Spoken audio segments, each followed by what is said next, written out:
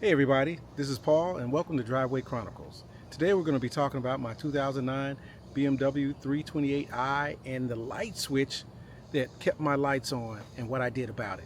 Check it out.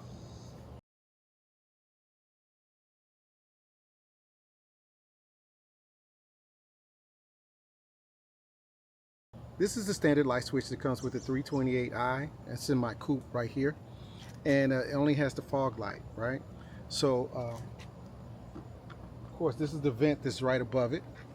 See that? And the cool thing about this is you only need one small screwdriver or a panel removal clip. You know what I'm talking about, the little red things we use to pop them out. That's all you need. You pretty much take it out with your hands, right?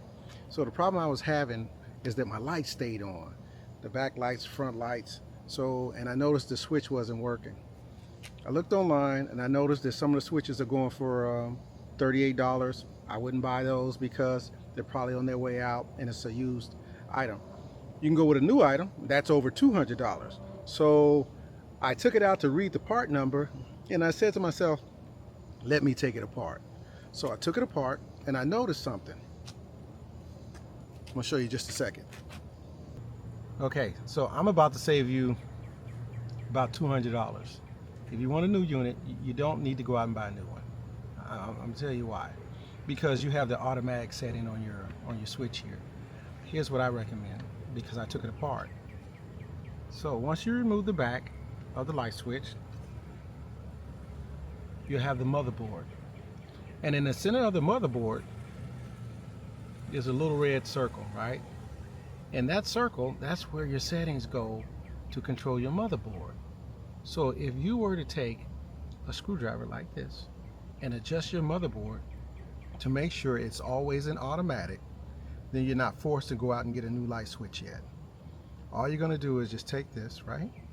And you'll notice, I don't know if you got to zoom in for this. I'll see if I can do it when I do it later. Notice that there's a number or a letter right around in the blue, and you're going to adjust the red to make sure there's a line on there to make sure it's in that right position so you're in automatic all the time. So that gives you time not to have to go out and buy a new unit unless you have to. Now you'll put it together and you'll test it. So you put it together, you make an adjustment, put it together, and that switch, this piece right here, I recommend snipping it off because it won't do you anything. It won't do anything for you anyway because everything's controlled right here.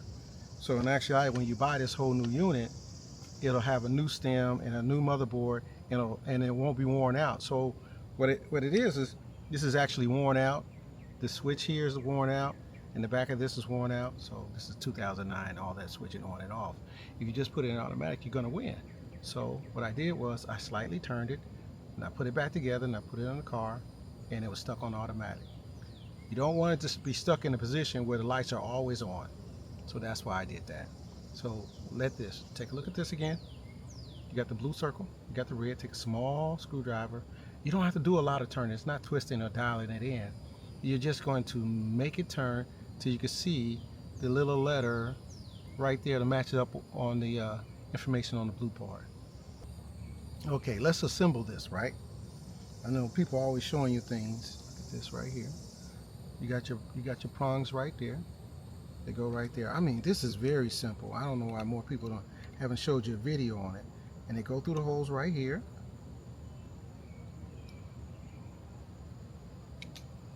Okay, it's resting there, right?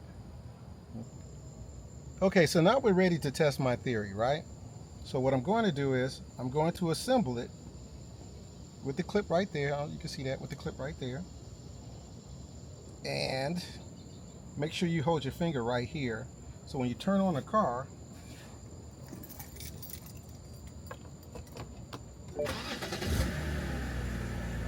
the lights come on.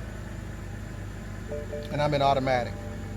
So the sensor can tell us later at night, the lights come on and everything, right? So what we're going to do right now is, you can test it because when you turn your car off, before when the switch was stuck in on, the lights would stay on and it runs your battery down, right? So let's turn the car off. Now the lights go off. Now you can save your money and get yourself another $200 unit, or you could just leave it in automatic and you'll have no problems at all. So it's time to assemble your switch, right? Do not forget this piece right here. If you have fog lights, this must go back into your unit, and it fits, drops right in here.